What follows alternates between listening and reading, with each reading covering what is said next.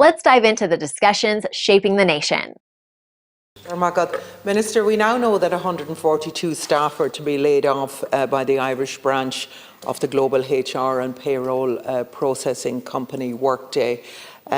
When were you notified of these job losses? What contact has your department had with the company and with the workers? And what has been done for those workers? Have the IDA been involved? And how can these workers be helped to find alternative employment and supported? And this morning I want to send solidarity from this House to those workers and their families who are impacted. Thank you, Cathaoirleach. While the technology sector, which includes software, has undergone a period of sustained growth for the last 20 years, recently it has seen some significant contraction, where the IDA, Ireland's multinational clients in this sector, have announced global reductions. The reductions have typically been less than 10% of the global workforces. Furthermore, in most cases, the job reductions implemented in Ireland have been lower in percentage terms than globally announced figures. Typically, in the economy with such low levels of unemployment, employment opportunities will arise, especially for talented people employed by the software sector. Nevertheless, where such jobs are announced, or losses announced for Ireland, our first and primary concern is always with staff members and their families impacted by these decisions, and the support we can provide in conjunction with our enterprise development agencies and other departments is to the forefront of our response. Moreover, the protection of the Employment Acts make it mandatory for employers proposing a collective redundancy to engage in an information and consultation process with employees' representatives for at least 30 days and to notify me as Minister for Enterprise, Tourism and Employment of the proposed collective redundancy.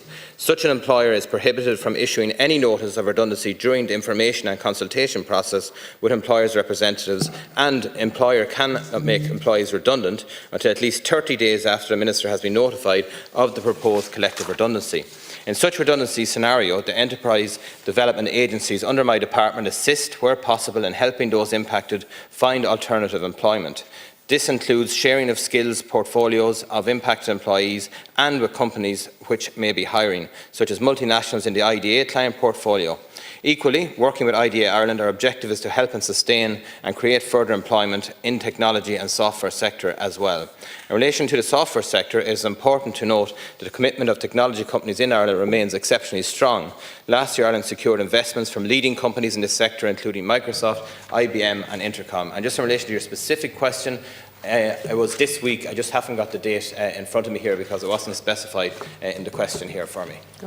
Thank you, Minister. Minister, last month we learned that Meta is to cut off 5% of its staff globally, and then last year as well Intel and indeed TikTok have all notified staff of impending job losses. So as you rightly said, there's a significant contraction. I think it's very important that we have a plan in place for when this is likely to happen again in the future. Even last night we talked about, obviously with Minister Smith, around AI and the implications for the Irish economy. Now there are many positive applications to that, and it will continue to be a growth area, but there are also significant layoffs that can be done as a result of that. So what I want to see, I suppose, is an action plan. Also, Minister, what I want to see, and we talked about last night, was the building up of expertise within government. So in all of these situations, I think we need to be looking at the skill sets that are there and looking at what's necessary for government to be able to tap into this. I would also like to see a measurement of when these job losses happen. How long is it taking the individual workers to find work after that, so that we can stay ahead of the game in this? Thank you, Cathaoirleach. While we have seen a recalibration in the tech sector post-COVID, I would really point out that it is very strong. We have a very rich vein of talent. We have and are host to 8 of the 10 global leading tech companies in this state at this point in time. And we provide so much talent and skills. At this point in time, with 8% ICT graduates in our economy, that's double the EU average. We're double per head of capita in STEM graduates, which provides a huge rich vein. We have, as part of our digitalisation strategy, very clearly a policy in relation to the tech sector, which was established in February 2022. We have the White Paper on Enterprise, which really sets out our plans and goals goals to achieve 90% digital intensity in basic SMEs by 2030, which are a very important cog in the wheel as well. And obviously we have our AI strategy, which we have updated recently as last November, working very closely with the AI advisory group under the chairpersonship of Dr. Patricia Scanlon. And we are working to implement the AI Act, designating our competent authorities, getting our regulatory sandbox up and running. A huge amount of opportunity in this space, and Ireland has the foundation to grasp that opportunity, and we won't be found wanting with the resources to do so. Yeah, thank you, Minister. And I agree with a lot of what you've said. And I suppose, but in these strategies, it's always in the implementation and how quickly the implementation can be done.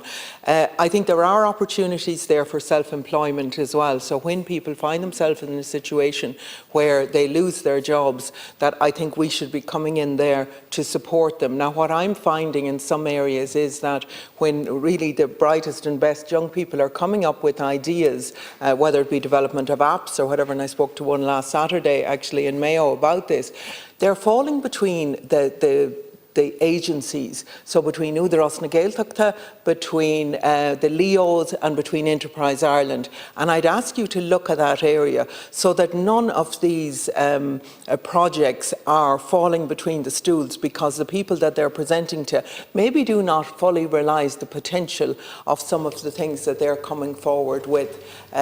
We need to nurture this talent, but we also need the startups, but we also need then to ensure that these businesses can scale up as well and stay in this country. Thank you, Cathaoirleach. And we have a huge demand for workers in those categories, and you can see that from the landscape, how much it has changed right across our capital city and other regions right throughout the country. That's why the IDA have specifically called out digitalisation and AI as one of the key growth drivers for their new 5-year strategy, hoping to bring in €7 billion of RD&I investment, 15,000 jobs per annum of growth, and having 54% of that in region Ireland, aimed at getting 550 investments right into our regions. That is going to be critical to continue the agility of our economy. But I would point out that there is huge demand. You can see from our critical skill permits that we're trying to bring in workers through legal pathways to feed a very growing and strong industry. And while there was recalibration in certain companies, the growth is very significant, and you can see that from the announcements in AI, some incredible companies setting up part of that landscape as headquarters in Ireland, which we very much welcome. And we have the most prized resource of any country. That's our people, those are our skills, and we're ready to absorb that opportunity. Like, share, and subscribe, and let us know your thoughts in the comments. We'd love to hear from you.